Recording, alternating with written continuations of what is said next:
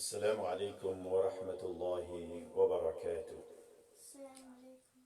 Welcome to our Quran lesson every Thursday at 11 a.m.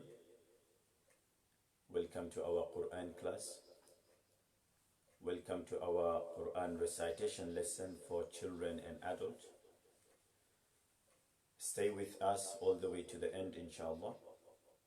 And invite all your friends and families to come and join our live Quran lesson with Yahya and Hamza, inshallah. Jazakumullah khairan. Yahya, say salam to them. Assalamu alaikum wa rahmatullahi wa barakatuh.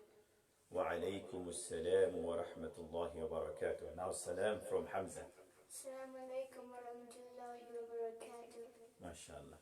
Hope you are all well and you are all looking forward to join our lesson and you are all waiting for our lesson, MashaAllah. So every single one of you, get your friends and families to join the lesson, copy the link and share the link with all your friends and families. Share the link in your WhatsApp groups, Messenger groups, Facebook groups, and everywhere. Share on your pages, share on your Facebook account, everywhere, so people can join the live Quran lesson. Yes, this is our fourth lesson, and 3 lessons have already been finished, and you will find those 3 lessons on Facebook and on YouTube. So I will say follow those lessons, learn from those lessons, and stay with us on today's lesson, and stay with us in our future lessons, inshallah. And as I said, this is a certified lesson, means I will give you certificate for those people who have attended in my lessons from beginning to the end. Means from the first lessons till the last lesson. So whatever many lessons I give in this coronavirus time, yes, so 3 lessons already gone. Today is the 4th lessons. Next, I don't know how many more lessons will be. So at the end of the course, once this lockdown is over, and then I stop my lesson, that time, people will give me their names, those who have attended all my lessons, and I will give them certificates, inshallah. Okay, Jazakumullah khairan. So stay with us and we will begin. Shall we begin, Yahya? Shall we begin, Hamza? Yeah. Say loud, yes. Yes. MashaAllah. Are you ready? Yeah. No, that's not loud enough. Yes. Louder. Yeah. MashaAllah. So you all ready as well? Stay with us. We are starting. Allahumma salli ala Muhammadin wa ala ali Muhammad. Come read with me. Allahumma salli ala Muhammadin wa ala ali Muhammad. كما صليت على إبراهيم وعلى آل إبراهيم إنك حميد مجيد. اللهم بارك على محمد وعلى آل محمد كما باركت على إبراهيم وعلى آل إبراهيم إنك حميد مجيد. MashaAllah. Now we will start with a recitation of surah from Yahya, inshallah. Yahya, start in surah, please. Hold this mic. أعوذ بالله من الشيطان الرجيم. بسم الله الرحمن الرحيم. والضحى والليل إذا سجى ما ودعك ربك وما قلى وللآخرة خير لك من الأولى ولسوف يعطيك ربك فترضى ألم يجدك يتيما فآوى ووجدك ضالا فهدى ووجدك عائلا فأغنى فأما اليتيم فلا تقهر وأما السائل فلا تنهر وأما بنعمة ربك فحدث. بسم الله الرحمن الرحيم. ألم نشرح لك صدرك ووضعنا عنك وزرك الذي أنقض ظهرك ورفعنا لك ذكرك فإن مع العسر يسرا إن مع العسر يسرا فإذا فرغت فانصب وإلى ربك فارغب. MashaAllah. MashaAllah, MashaAllah. So this is Yahya recited. He just started today's lesson with his recitation. Now we will listen to one surah from Sheikh Hamza, inshallah. Are you all ready to listen to Sheikh Hamza? Bismillah. والأرض Bismillah. أعوذ بالله بسم الله. أعوذ بالله من الشيطان الرجيم بسم الله الرحمن الرحيم Louder. والعصر إن الإنسان لفي خسر إلا الذين آمنوا وعملوا الصالحات وتواصوا بالحق وتواصوا What's the last one? وتواصوا بالصبر. MashaAllah, MashaAllah. So this was Sheikh Hamza who read Surah Al-Asr, and this was Sheikh Yahya who read Surah Al-Duha. Make dua for them that Allah accepts them for deen and for Quran. Say Ameen Ya Rabbil Alameen. Now we are starting. We gave you 5 minutes for you to prepare and for you to invite everyone. Hopefully you have invited everyone and you are all ready as well and sitting in your living room, in your sitting room, like me with your children. Yes, all of you sit down with your children, inshallah. Don't just sit down by yourself and watch me, okay? I want you to encourage your children. That's why I got my sons with me, for you to show this to your sons and for you to encourage your children, okay? So, get your children, sit down, get a Quran. Yes, look, Yahya has his own Quran. And look, Hamza has his own Quran. So give them Quran on their hands. Yes, sit down in the halaqah, mother and father, both. If both are at home and not going work, then sit down with them. Brothers, sisters, everyone, even grandparents. If there are grandparents, all of you sit down. Yes, and if you can play my live video on your TV, play on your TV and watch me live and join my session, inshallah. Jazakumullah khairan. Ready? Today, our main two surahs are Suratul Kawthar and Suratul Ma'un. Suratul Kawthar and Suratul Ma'un we will learn. But before we come to Suratul Kawthar and Ma'un, we will revise from which surah to which surah? From Surah Kafirun. Suratul Fatiha to... Surah Al-Fatiha to Surah Kafirun. Yes. Suratul Fatiha to Suratul Kafirun. So Surah Fatiha to Kafirun we have finished in last 3 lessons already. So today we will revise them and then we will move on to Surah Kawthar and Ma'un. So stay with me, open your Quran, find Surah Fatiha. Ready? 3, 2, 1, begins. أعوذ بالله من الشيطان الرجيم. أعوذ بالله من الشيطان الرجيم. بسم الله الرحمن الرحيم. بسم الله الرحمن الرحيم. الحمد لله رب العالمين. الحمد لله رب العالمين. الرحمن الرحيم. الرحمن الرحيم. مالك يوم الدين. مالك يوم الدين. إياك نعبد وإياك نستعين. إياك نعبد وإياك نستعين. اهدنا الصراط المستقيم. اهدنا الصراط المستقيم. صراط الذين أنعمت عليهم صراط الذين أنعمت عليهم غير المغضوب عليهم ولا الضالين.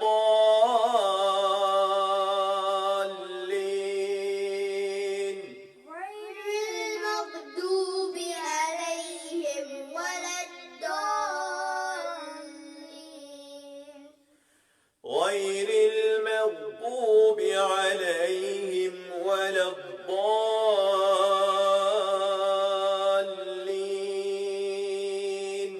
غير المغضوب عليهم ولا الضالين.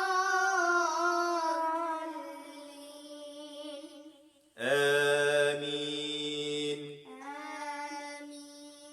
Yes, I still can see brothers are not settled because people coming in and going. So I want people to stay with me. Okay, so once you come to the live, stay with me all the way to the end of the lesson. Yes, it's not just a 5 minute show that you come and see me for 2 minutes or 5 minutes and then you leave. No, please don't leave. Stay with us. Okay, inshallah. Get more people and you stay with us. With your sacrifice, your children will learn, and because of you, others will stay. So stay, and then because of your staying, others will be encouraged. So stay with us, inshallah, and learn the surahs, and let your children learn the surahs as well. And one more thing I want to say, share the link to everyone. Share the link with everyone so people can come and join our lessons. And then like our pages, follow our pages for more videos, inshallah. Like our YouTube channels, follow our YouTube channel, subscribe to our YouTube channels for more and latest videos, inshallah. Jazakumullah khairan. Stay with us. Again, Surah Al-Fatiha. أعوذ بالله من الشيطان الرجيم. أعوذ بالله من الشيطان الرجيم. بسم الله الرحمن الرحيم. بسم الله الرحمن الرحيم. الحمد لله رب العالمين. الحمد لله رب العالمين. الرحمن الرحيم. الرحمن الرحيم. مالك يوم الدين. مالك يوم الدين. إياك نعبد وإياك نستعين. إياك نعبد وإياك نستعين. اهدنا الصراط المستقيم. اهدنا الصراط المستقيم. Louder everyone. Very loud. Read very, very loud. اهدنا الصراط المستقيم. اهدنا الصراط المستقيم. صراط الذين أنعمت عليهم. صراط الذين أنعمت عليهم. غير المغضوب عليهم ولا الضالين.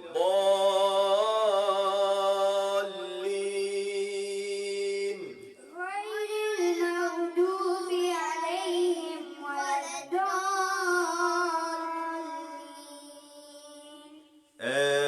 آمين. آمين. Next surah, Surah Al-Nas now. Okay, so every surah, those surahs we are revising, we'll read 2 times and then we'll move on, inshallah. Can you all find me Surah Al-Nas, please? Okay, many brothers and sisters, they're writing messages saying Assalamu Alaikum and MashaAllah, so on. I can't read the messages because camera is quite far away. So I can't read what you're writing, but I'm really sorry, but I will say a general answer to you all. Wa Alaikum Assalam wa rahmatullahi wa barakatuh. Please make dua for us and thank you for joining our lessons. Stay with us, inshallah. Jazakumullah khairan. Surah Al-Nas now, yes? Bismillahir Rahmanir Rahim. بسم الله الرحمن الرحيم. قل أعوذ برب الناس. قل أعوذ برب الناس. قل أعوذ برب الناس. قل أعوذ برب الناس. ملك الناس. ملك الناس. إله الناس. إله الناس. Look down. You have to look down in the Quran. Everybody look down in the Quran, okay? من شر الوسواس الخناس. من شر الوسواس الخناس. الذي يوسوس في صدور الناس. الذي يوسوس في صدور الناس. من الجنة والناس.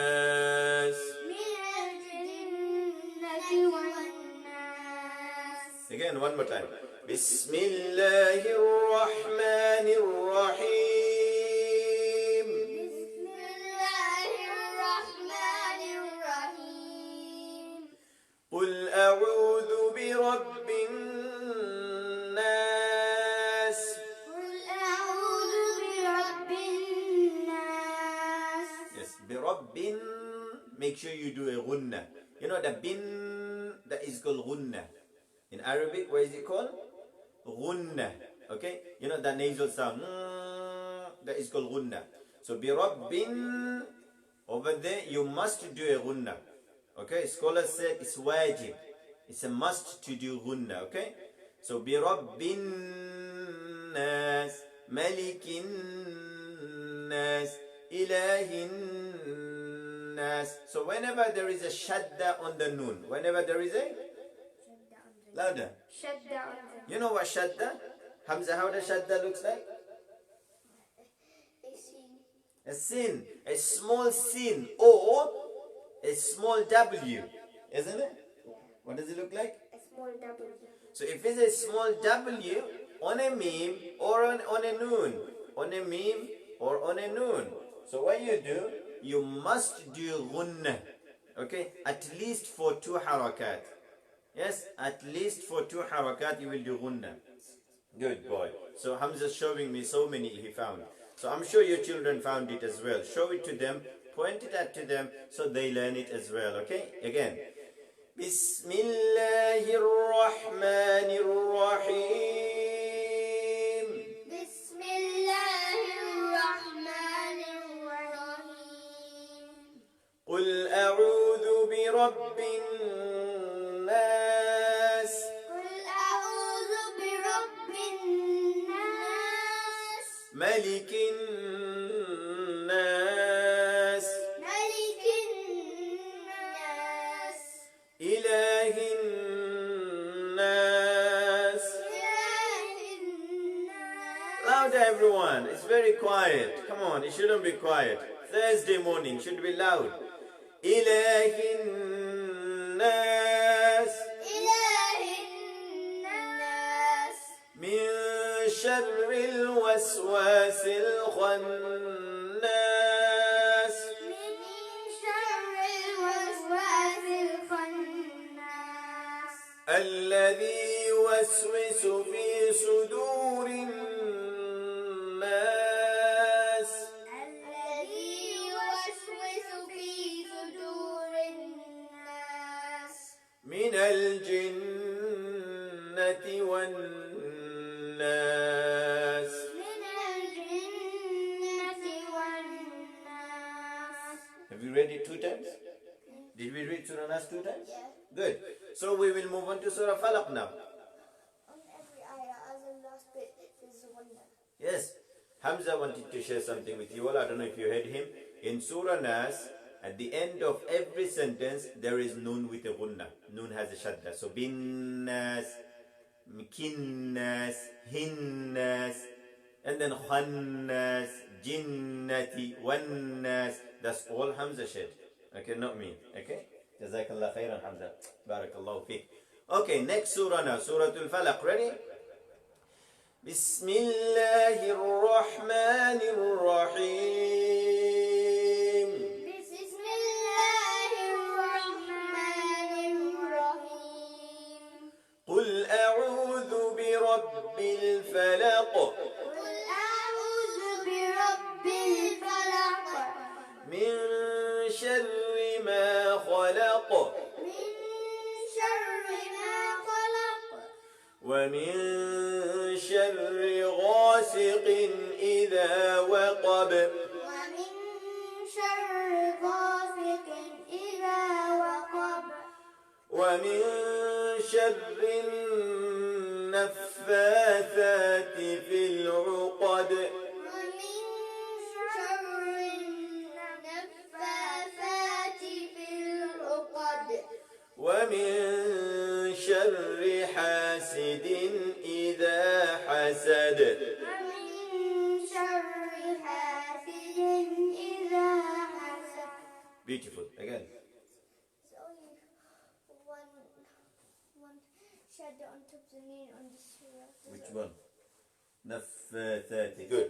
Hamza said there is only one noon in Surah Falaq which has a shadda, and which is sharrin naffathati. Okay? MashaAllah. Well done.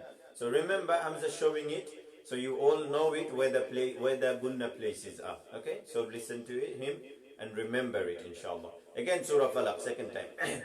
Bismillahir Rahmanir Rahim. Bismillahir Rahmanir Rahim. قل أعوذ برب الفلق قل أعوذ برب الفلق من شر ما خلق. من شر ما خلق. Not shawri, it's sharri. Sharri. I found everyone they read shawri. Yeah, everyone I tried to teach them, they say shawri. But trust me, it's not shawri, it's sharri. Can you see the difference? Shawri and sharri. Shawri is wrong. Sharri is right. Sharri. Practice saying it. Sharri. If it has a kasra, then you need to do it light, and if it has fatha, then you need to do it hard. Good boy. So Hamza shared the rule. I didn't share the rule thinking that you guys won't understand me, but Hamza think you can understand, because if you understood, you can understand it too. If the ra has a fatha, you say ra, not ra. And if the ra has a kasra, you say ri, not re. Re is wrong. Re is right. Okay? So you need to learn how to pronounce the letter ra in Arabic. Okay? In Arabic, you don't pronounce English ra. Yeah? So it's not mean shawri, it's mean shaddi. Shaddi. Remember that sound. This is something I can't explain in writing. Yeah? So this is something you have to copy it from your teacher. That's why we say Quran, you learn from your teacher's mouth. You hear it and you learn how to pronounce it. Quran is not something that someone can explain through writing.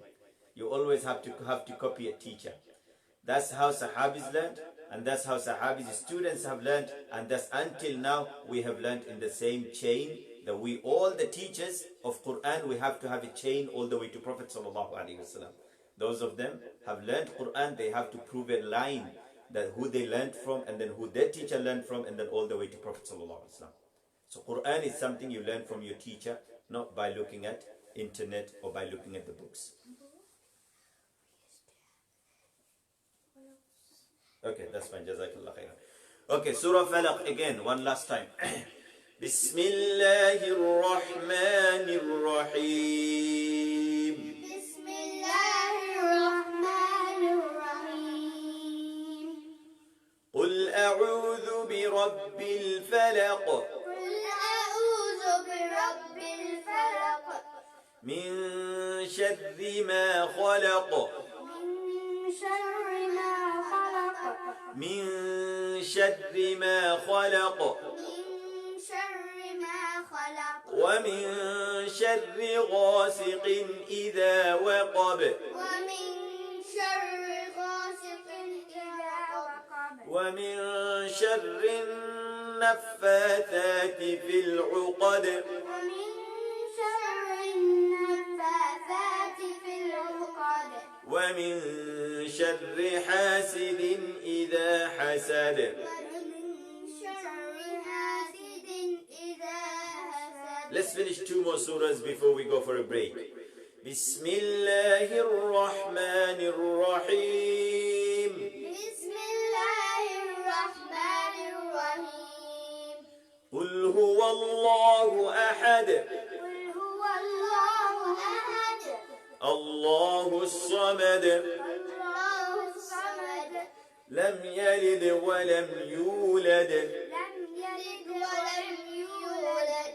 ولم يكن له كفوا أحد. ولم يكن له كفوا أحد. بسم الله الرحمن الرحيم. بسم الله الرحمن الرحيم. قل هو الله أحد. أحد قل هو الله أحد الله الصمد الله الصمد صمد صمد You have to do a qalqala. So if there's a dal at the end of the word, then you have to do qalqala. You have to bounce the sound. You have to echo the sound. That's called qalqala. Okay? Allahu Samad. الله الصمد Lam yalid wa lam yulad. لم يلد ولم يولد ولم يكن له كفوا أحد. ولم يكن له كفوا أحد أحد. أحد One more time, Surah Ikhlas. Yes? بسم الله الرحمن الرحيم.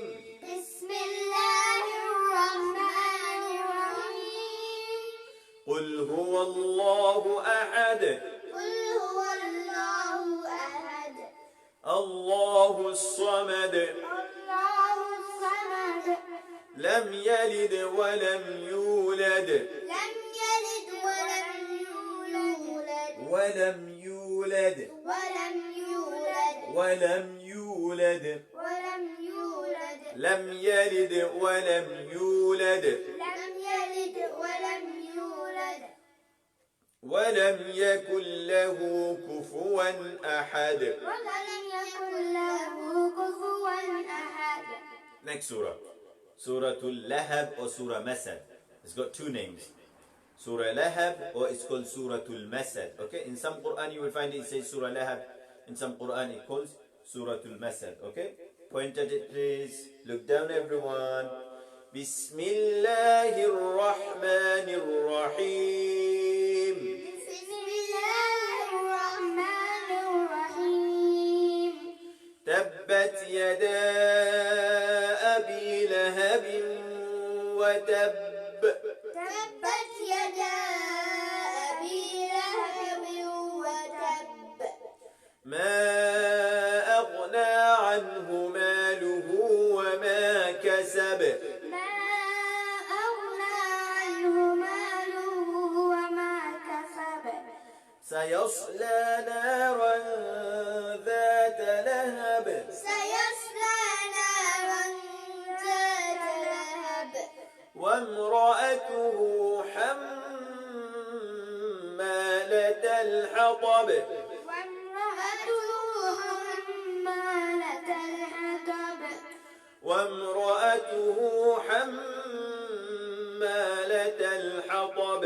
وامرأته حمالة الحطب في جيدها حبل من مسد. في جيدها حبل من مسد في جيدها حبل من مسد. في جيدها حبل من مسد. One last time, Surah Lahab. بسم الله الرحمن الرحيم. بسم الله الرحمن الرحيم تبت يدا أبي لهب وتب. تبت يدا أبي لهب وتب ما أغنى عنه ماله وما كسب. ما أغنى عنه ماله وما كسب سيصلى نارا ذات لهب. سيصلى نارا ذات لهب وامرأته حمالة الحطب. وامرأته حمالة الحطب في جيدها حبل من مسد. في جيدها حبل من مسد. Loud everyone. في جيدها حبل من مسد. في جيدها حبل من مسد. Okay, so it's half an hour done, halfway to the lesson. We will take a quick break. Okay, those children with us, you can go for a quick break. and drink some water and come back, okay? Those of you need some water, go and come back. So my Hamza is gone already, you can see. My Yahya is on the way to go. You wanna go? Okay, yeah, he is not going. So if you have children with you, send them for a break. After half an hour, you should give them a break. You know, if it's especially children like Hamza's age, 6, 7 years old, send them for a break. Let them walk around a little bit and then come back. That will, give them energy again. Yeah, that will make them active again. When they come back, they will learn more. Okay, so what I wanted to share with you in this break, yes, like our pages, follow our pages, follow our Facebook, follow us on Facebook for more videos, more live videos and lessons, and like the BBCA page for more lessons. Every day we are updating videos and fresh and new live videos on BBCA page. BBCA is a Bada State Masjid page, okay? So we are giving everyday live lessons, live Quran recitations, tafsir and all that. So you will find BBCA link on my Facebook as well. So if you go to my Facebook, those of you watching me from my Facebook, then you will find it on my page. And those of you watching me from the BBCA page, obviously you know where you're watching me from. So go to BBCA page, BBCA Bad Estate Masjid page, give a like to the page for daily update, daily live lessons and sessions and tafsir, hadith and etc. And follow us on our YouTube, subscribe to our YouTube channels, and put your notification on, so as soon as we put our latest videos, you get notified. Jazakumullah khairan is to stay with us. So today is the 4th lesson, and next lessons will be coming more. So all 4 lessons, go through one of them, each one of them. Sit down with your children, go through all the sessions, and then at the end of all my sessions, let me know and I will give you a certificate, or I will give your children certificate, just as an encouragement so they can read more and explore more in their life about Quran and Hadith. Okay, inshallah. Jazakumullah khairan. So share this message with everyone so they also encourage their children and come and sit down with me every Thursday morning at 11 a.m. Okay, Jazakumullah khairan. Let's carry on. My Hamza is back. Hopefully your children are back as well. So we are reading Suratun Nasr now. Nasr or Fath. It's called Fath or it's called Nasr. Let's see if you know which one is it. Hamza, do you know which surah is that? Fath or Nasr? How does it begin? That's it. There you go. You got mini teacher who answered your problem. So those of you didn't know, okay, find it first. So those of you didn't know which surah is it, Surah Nasr or Fath, your mini teacher has answered. It's called إِذَا جَاءَ نَصْرُ اللَّهِ وَالْفَتْحِ. Find it please quickly. Yeah, here you found it? Ready everybody? 3, 2, 1. Begins. بسم الله الرحمن الرحيم. بسم الله الرحمن الرحيم. إذا جاء نصر الله والفتح. إذا جاء نصر الله والفتح. ورأيت الناس يدخلون في دين الله أفواجا. ورأيت الناس يدخلون في دين الله أفواجا. See, drinking water gives him energy. See, he's reading loud. MashaAllah, keep reading loud like this. Again. وَرَأَيْتَ النَّاسَ يَدْخُلُونَ فِي دِينِ اللَّهِ أَفْوَاجًا.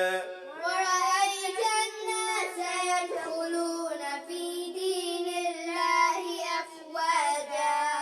فسبح بحمد ربك واستغفره.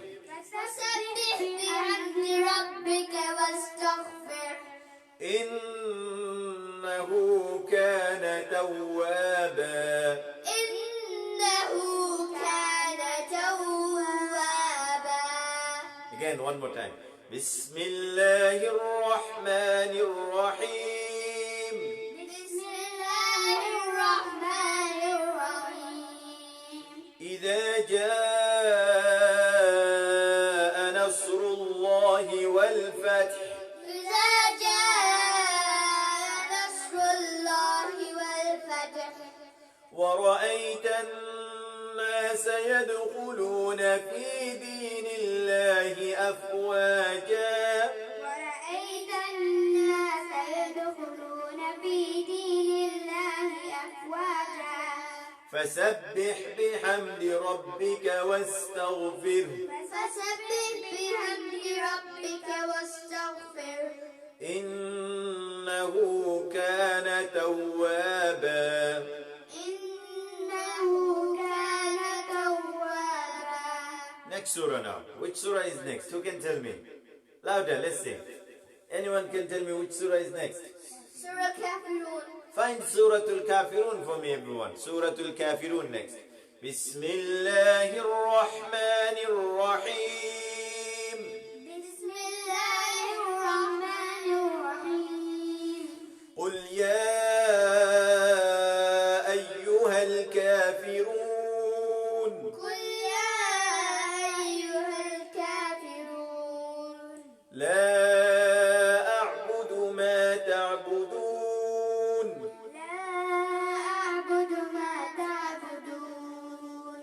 ولا أنتم عابدون ما أعبد. ولا أنتم عابدون ما أعبد. You have to concentrate, okay? When I read, you have to listen to me, and you have to repeat with me, okay? Good boy. Again. ولا أنتم عابدون ما أعبد.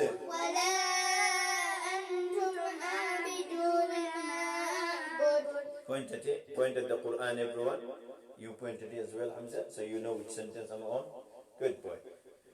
ولا أنتم عابدون ما أعبد. ولا أنتم عابدون ما أعبد. ولا أنا عابد ما عبدتم.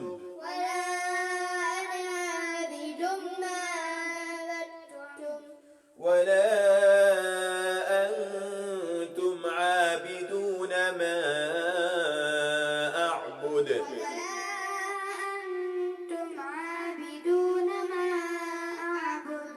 لكم دينكم ولي دين. لكم دينكم ولي دين.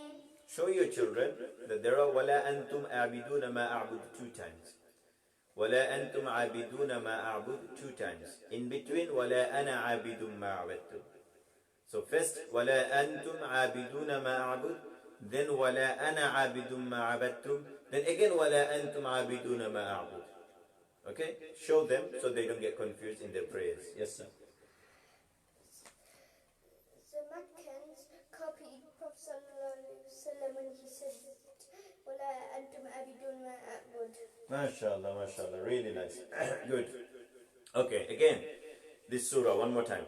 Bismillahir Rahmanir Rahim. Bismillahir Rahmanir Rahim.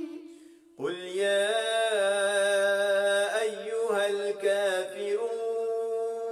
قل يا أيها الكافرون. لا تعبدون. لا أعبد ما تعبدون.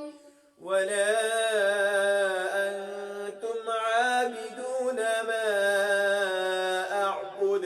ولا أنتم عابدون ما أعبد.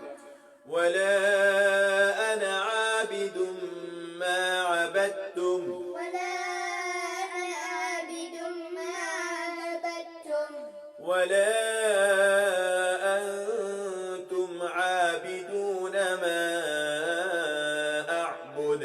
ولا أنتم عابدون ما أعبد. لكم دينكم ولي دين. لكم دينكم ولي دين. Next surah now. Now we are eventually moving on to Surah Al-Kawthar and then Surah Al-Ma'un. So our today's aim was to read Surah Kawthar and Surah Ma'un. Alhamdulillah, Allah has given us the ability to finish the revision. Now we will learn 2 new surahs. I know this surah. Good, good, mashallah. Well done. So Hamza is saying he knows that surah already. Your children probably know that surah already, but still let them read it with me so they know how to pronounce it correctly. Okay, inshallah? Good. Bismillahir Rahmanir Rahim. Bismillahir Rahmanir Rahim. Inna a'tainaka al-kawthar. Inna a'tainaka al-kawthar. Not tayna, tayna, a'tayna with a ta. Yeah, again. Inna a'tainaka al-kawthar. Inna a'tainaka al-kawthar. Inna a'tainaka al-kawthar. Inna a'tainaka al-kawthar. Can you see a mad sign on top of the noon? Check. There is a small wavy mad sign on top of the noon. So that mad sign, it makes it long. So you have to stretch it so much. Okay? Ready? Everyone. Inna a'tainaka al-kawthar. Inna a'tainaka al-kawthar. You didn't stretch so much. That means you didn't listen to Apu. Okay, again, no problem. Stretch at 6 harakat. You need to stretch it more, yes? Again, both of you. And all of you. Inna a'tainaka al-kawthar. Inna a'tainaka al-kawthar. That was nice, isn't it? Yes, mashallah. Inna a'tainaka al-kawthar. Inna a'tainaka Inna a'tainaka al-kawthar. Kal-kawthar. Kal-kawthar. Not sa, tha. Look, tha. Kal-kawthar. Kal-kawthar. Inna a'tainaka al-kawthar. Inna a'tainaka al-kawthar. Kal-kawthar. Kal-kawthar. Inna a'tainaka al-kawthar. Inna a'tainaka al-kawthar. فصل لربك وانحر. فصل لربك وانحر. فصل لربك وانحر. فصل لربك وانحر. إن شانئك هو الأبتر. Louder. إن شانئك هو الأبتر. More louder. إن شانئك هو الأبتر. إن شانئك هو الأبتر. Again, hold surah together. بسم الله الرحمن الرحيم. بسم الله الرحمن الرحيم. إنا أعطيناك الكوثر. إنا أعطيناك الكوثر. فصل لربك وانحر. فصل لربك وانحر. فصل لربك وانحر. فصل لربك وانحر. وانحر. وانحر. وانحر. وانحر. One no gunna, one quickly. وانحر. وانحر. فصل لربك وانحر. فصل لربك وانحر. فصل لربك وانحر. فصل لربك وانحر. إن شانئك هو الأبتر. إن شانئك هو الأبتر. إن شانئك هو الأبتر.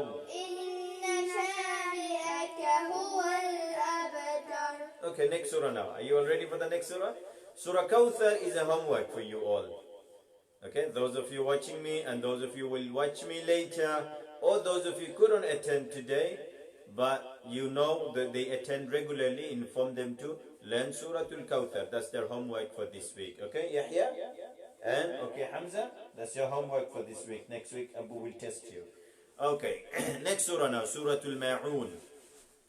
بسم الله الرحمن الرحيم بسم الله الرحمن الرحيم أرأيت الذي يكذب بالدين الذي يكذب. You didn't say the first word. You're not even looking in the Quran. You don't know where it is. Where is it? Yeah, so you need to point at it. Yeah, point at it with the finger. Good boy. Again, all of you, again. So if your children lose it, they don't know where it is, make sure point it at them, point it for them, so they know where it is. Okay, inshallah? You found it? Good. Everyone again. Bismillahir Rahmanir Rahim. بسم الله الرحمن الرحيم أرأيت الذي يكذب بالدين أرأيت الذي يكذب بالدين أرأيت الذي يكذب بالدين أرأيت الذي يكذب بالدين فذلك الذي يدع اليتيم فذلك الذي يدع اليتيم ولا يحض على طعام المسكين ولا يرد على طعام المسكين. Everyone concentrate, look down in the Quran, and when I read, check what I'm reading so you are ready to repeat after me. Okay, again. ولا يحض على طعام المسكين ولا يرد على طعام المسكين. فويل للمصلين فويل للمصلين فويل للمصلين فويل للمصلين الذين هم عن صلاتهم ساهون الذين هم عن صلاتهم ساهون. Hamza, where is it? Point at it. الذين هم. Good point. Keep your finger there, don't move it. الذين هم عن صلاتهم ساهون الذين هم عن صلاتهم ساهون. Again, listen to me how I read. الذين هم عن الذين هم عن صلاتهم ساهون الذين هم عن صلاتهم ساهون. الذين هم عن صلاتهم ساهون الذين هم عن صلاتهم ساهون. الذين هم يراءون الذين هم يراءون. الذين هم يراءون الذين هم يراءون. ويمنعون الماعون ويمنعون الماعون. ماعون ماعون. ويمنعون الماعون ويمنعون الماعون. Yes, if you have 2 children or 3 children or more, then you have to give attention to everyone to make sure that everyone of them, all of them, they're reading correctly. Okay, that's why you see sometimes I'm paying attention at Hamza, sometimes I'm paying attention at Yahya. So you have to do that to your children as well. You have to sit down with all of them, older ones, younger ones, and give attention to everyone, listen to everyone, correct everyone's mistakes. Okay, inshallah, do that. Trust me, you will see the reward in the day of judgment because of doing that, and you will be happy. Trust me, by teaching your children Quran, you will get the biggest reward in the day of judgment. Okay, Prophet sallallahu alaihi wasallam said, خيركم من تعلم القرآن وعلمه. Best amongst you those people who teach the Quran and who learn the Quran. So if you're teaching your children, you became the best amongst the human being. And your children, because they're learning, they became the best amongst the human being as well. So parents and children are the best. So learn it, teach it. Okay, inshallah, don't be shy to read in front of your children. Okay, there is nothing to be shy about. Go on again, Suratul Ma'un. Ready? Bismillahir Rahmanir Rahim. Bismillahir Rahmanir Rahim. أرأيت الذي يكذب بالدين أرأيت الذي يكذب بالدين فذلك الذي يدع اليتيم فذلك الذي يدعو اليتيم ولا يحض على طعام المسكين ولا يحض على طعام المسكين فويل للمصلين فويل للمصلين الذين هم عن صلاتهم ساهون الذين هم عن صلاتهم ساهون عن is gunnah, is ikhfa. So remember listen to me how I say and remember to do it as well. الذين هم عن صلاتهم ساهون الذين هم عن صلاتهم عن صلاتهم ساهون again الذين هم عن صلاتهم ساهون الذين هم عن صلاتهم ساهون It's not عن, it's عم, because it's صاد is a full mouth letter. Yeah, so if it's a full mouth letter after ikhfa, you have to do the ikhfa full mouth. Yeah, الذين هم عن صلاتهم ساهون الذين هم عن صلاتهم ساهون الذين هم يراءون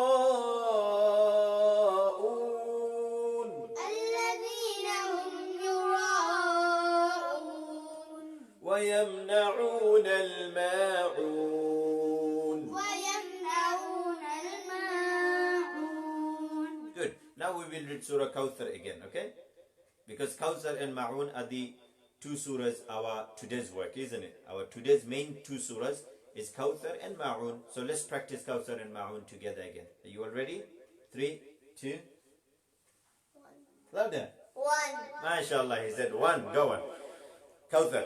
Bismillahir Rahmanir Rahim. Bismillahir Rahmanir Rahim. That wasn't loud enough. I didn't hear everyone. Go on again. Bismillah. Bismillahir Rahmanir Rahim. Bismillahir Rahmanir Rahim. You didn't even read. That's not good. Again. Bismillahir Rahmanir Rahim. Bismillahir Rahmanir Rahim. That was a little bit better, yeah? Go on, let's start. إنا أعطيناك الكوثر إنا أعطيناك الكوثر. ثر ثر ثر. إنا أعطيناك الكوثر إنا أعطيناك الكوثر. not thar thar with the tha. You have to know that you have to know the difference between tha and sa. Tha is soft, sa is hard. So in English there is no tha letter, but in Arabic there is a letter called tha, alif, ba, ta, and then tha. Okay, so you remember Kawthar, not Kawsar. Okay, I know people call their name Kawsar Bhai, but it's not actually Kawsar. It's actually Kawthar. Kawthar.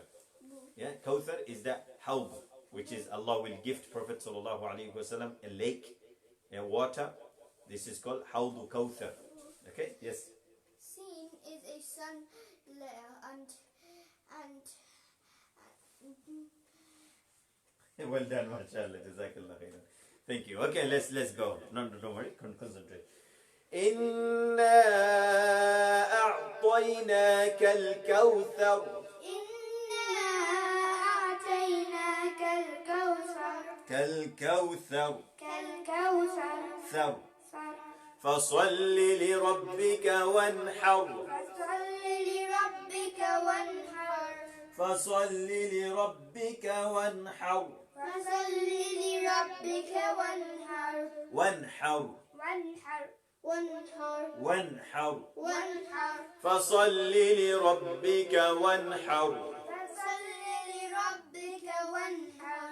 إن شانئك هو الأبتر. إن شانئك هو الأبتر. Louder, children. Come on, we still got 5 minutes left. You can't go quiet now. We have to stay awake for another 5 minutes. Everybody stay loud. إنا أعطيناك الكوثر. إنا أعطيناك الكوثر. فصل لربك وانحر. فصل لربك وانحر. إن شانئك هو الأبتر. إن شانئك هو الأبتر. Now Surah Al-Ma'un. بسم الله الرحمن الرحيم. بسم الله الرحمن الرحيم. أرأيت الذي يكذب بالدين. أرأيت الذي يكذب بالدين. أرأيت الذي يكذب بالدين. أرأيت الذي يكذب بالدين. أرأيت الذي يكذب بالدين. أرأيت الذي يكذب بالدين. فذلك الذي يدع اليتيم. فذلك الذي يدعو اليتيم. You need to concentrate more, Hamza. Point at it. So you need to listen, and wherever Abu stop, you need to listen to the next sentence, and then you need to read that. Okay? Listen to me carefully. فذلك الذي يدع اليتيم. فذلك الذي يدعو اليتيم. فذلك الذي يدع اليتيم. فذلك الذي يدعو اليتيم. ولا يحض على طعام المسكين. ولا يحض على طعام المسكين. ولا يحض على طعام المسكين. ولا يحض على طعام المسكين. فويل للمصلين. فويل للمصلين. الذين هم عن صلاتهم ساهون. الذين هم عن صلاتهم ساهون. Remember عن الذين هم عن صلاتهم ساهون. الذين هم عن صلاتهم ساهون. الذين هم يراءون. الذين هم يراءون.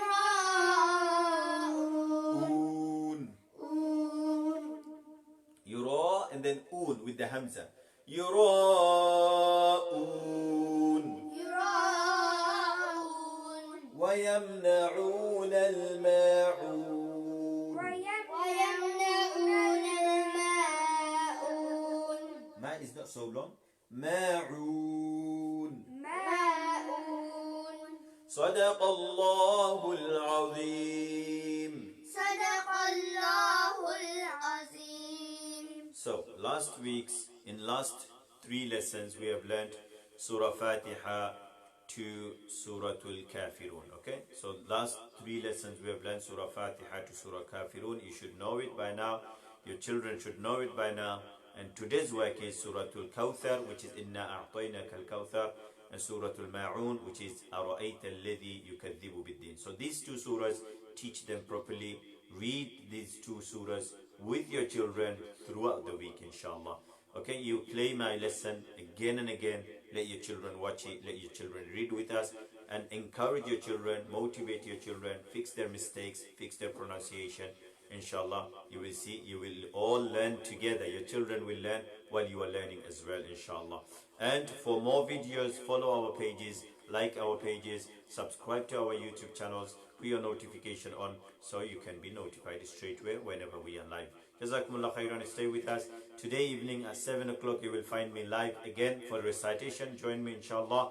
And tomorrow at 11 o'clock, don't miss my Arabic language lesson. Free live Arabic language lesson every Friday at 11 a.m. Even in Ramadan I'll continue, inshallah. I promise that if Allah keeps me alive, I will carry on this Thursday lesson and Friday lesson. So join me at 11 on Thursday and Friday. Jazakumullah khairan. Shukran lakum jazilan. Spread my message to everyone. Assalamu alaikum wa rahmatullahi wa barakatuh. Salam. Assalamu alaikum wa rahmatullahi wa barakatuh. Assalamu alaikum wa rahmatullahi wa barakatuh. Make dua for my sons, inshallah. Assalamu alaikum.